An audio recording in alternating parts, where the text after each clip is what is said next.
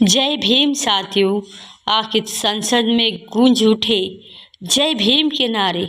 संसद में पहुंचे कई दलित नेता जिन्हें आज मैं आपसे मिलवाऊंगी कि यदि आप इस वीडियो को पूरा नहीं देख सकते तो अभी इस वीडियो को छोड़ दें, क्योंकि हम नहीं चाहते दलित सांसदों से युद्ध आपको अधूरा ज्ञान हो। तो चलिए वीडियो को शुरू करते हैं। इस वीडियो को इस बार संसद में मचने वाले हैं। मोदी सरकार अपने पिछले दोनों कार्यकाल में जिस तरह से मनमाने तरीके से कोई भी कानून पास करा लेती थी, कोई भी कुछ बोल नहीं पाता था, विपक्ष की आवाज़ को ताकत नहीं मिलती थी, उनकी आवाज़ बुलंद नहीं हो पाती थी। लेकिन अब ऐसा नहीं होगा, क्योंकि लोकसभा चुनाव 2024 के बाद अब चीज़ें बदल गई हैं। मोदी सरकार की अब मनमानी पर जनता ने प्रहार भी कर दिया है। आगामी फिर संसद सत्र में होने वाली बहस के लिए मेरे और आपकी तरह से करोड़ों लोग इंतजार कर रहे हैं। और ये तो तय है कि इंडिया ब्लॉक के 2034 सांसद मोदी सरकार को चैन की सांस नहीं लेने देंगे। हालांकि इन सब के साथ ही पूरे देश की नज़रें देश के ढकन दलितों सांसदों पर है, जो भी अपने बोलने को बेजोर शैली को और ढकन अंदाज के लिए जाने जाते हैं। हालांकि दोस्तों, आज की इस वीडियो में मैं आपको उन 4 दलितों सांसदों के बारे में बताऊंगी जिनका रौद्र रूप इस बार संसद में देखने को मिलेगा। पहले नंबर पर आते हैं हम सबके हित के लिए और खास चंद्रशेखर आज़ाद।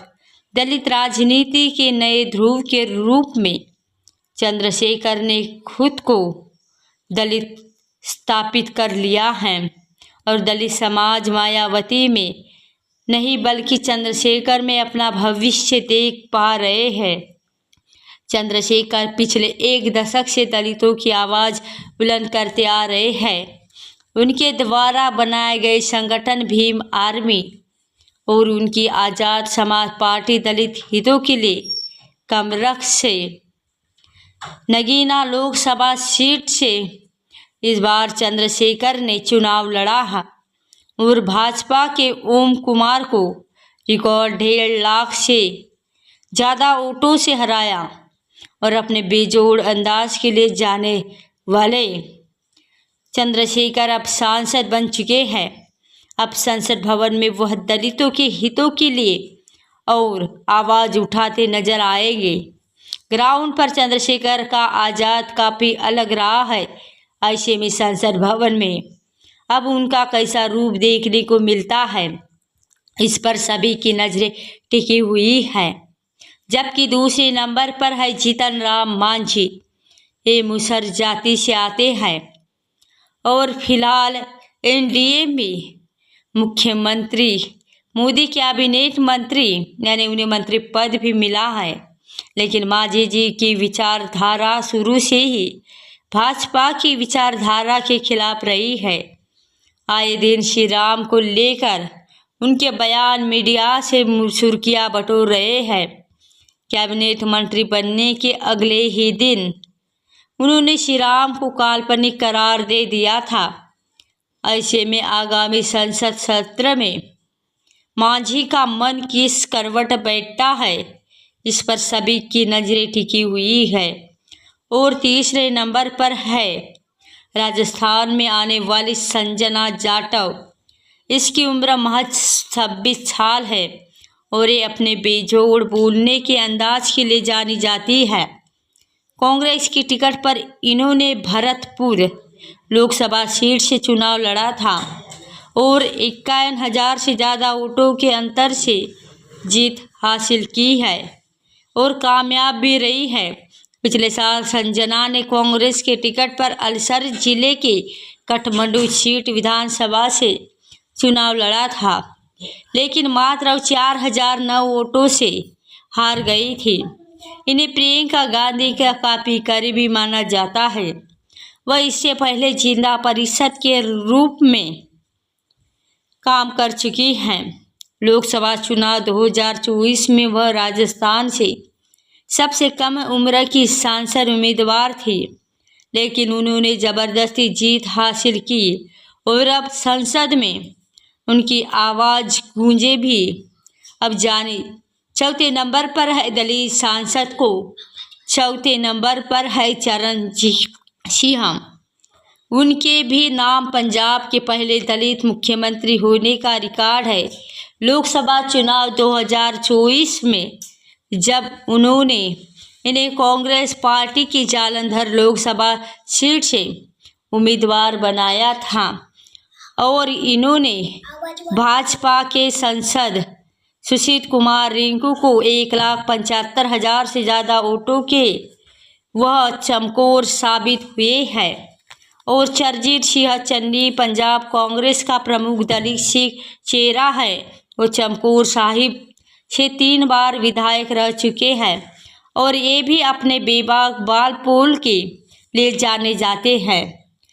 ऐसे में संसद के आगामी सत्र में इन जाबाज दलित नेता पर सभी की नज़रें टिकी रहेगी और दलित समाज के आने वाले नेता इस बार संसद में कितना कमाल दिखा पाते हैं और अपने समाज के लिए कितनी आवाज़ उठा पाते हैं। दलितों के खिलाफ हो रहे अत्याचार को लेकर कितना मुखर पाते हैं, ये आने वाले कुछ ही दिनों में पता चल जाएगा। तो दोस्तों, बाबा साहेब भीमराव जी आम्बेडकर इनके एकतामूलक, लोकतांत्रिक और न्यायपूर्ण राजनीति के समर्थक थे। उनके विचारों की प्रमुख विशेषताएं भी थी समानता और सामाजिक न्याय। बाबा साहेब भीमराव आम्बेडकर जी जातिगत भेदभाव और सामाजिक असमानता के खिलाफ थे। उन्होंने एक समाज की कल्पना की जहाँ सभी नागरिकों को समान अधिकार और अवसर मिले।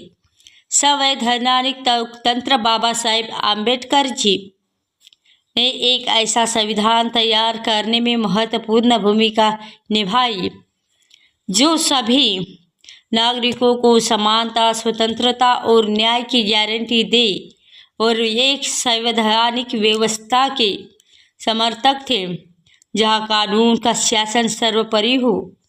आर्थिक न्याय बाबा साहेब आम्बेडकर जी ने आर्थिक असमानता को खत्म करने और दलितों को एवं कमजोर वर्गों को आर्थिक रूप से सशक्त बनाने पर जोर दिया था। उनका मानना था कि सामाजिक परिवर्तन के साथ आर्थिक सुधार हो और धर्मनिरपेक्षता। उन्होंने एक ऐसे समाज का समर्थन किया जो धर्मनिरपेक्ष हो, जहाँ धार्मिक विश्वास निजी मामला हो और राज्य का धर्म से कोई संबंध ना हो।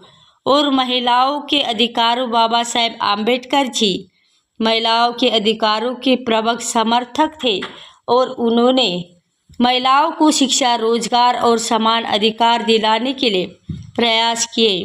बाबा साहेब भीमराव आम्बेडकर जी की राजनीति का उद्देश्य एक ऐसा समाज बनाना था जिससे सभी व्यक्तियों को सम्मान, समानता और अवसर प्राप्त हो और किसी भी प्रकार का भेदभाव ना हो।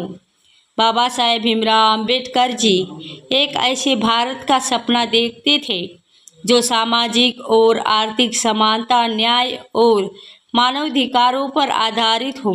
उनका दृष्टिकोण एक ऐसे समाज को निर्माण करना था जहाँ जातिवादी, धर्म और वर्ग के भेदभाव को समाप्त किया जा सके।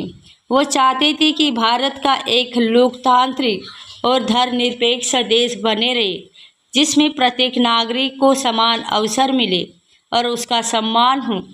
बाबा साहेब आम्बेडकर जी शिक्षा, सामाजिक सुधार और दलितों के अधिकारों और समर्थक और उन्होंने संविधान में ऐसी नीतियों को सम्मिलित करने का प्रयास किया कि जो शोषित और वंचित वर्गों को सशक्त बनाने सके और का उद्देश्य एक ही ऐसा भारत जो समावेशी, प्रगतिशील और सभी के लिए न्याय संगत हो।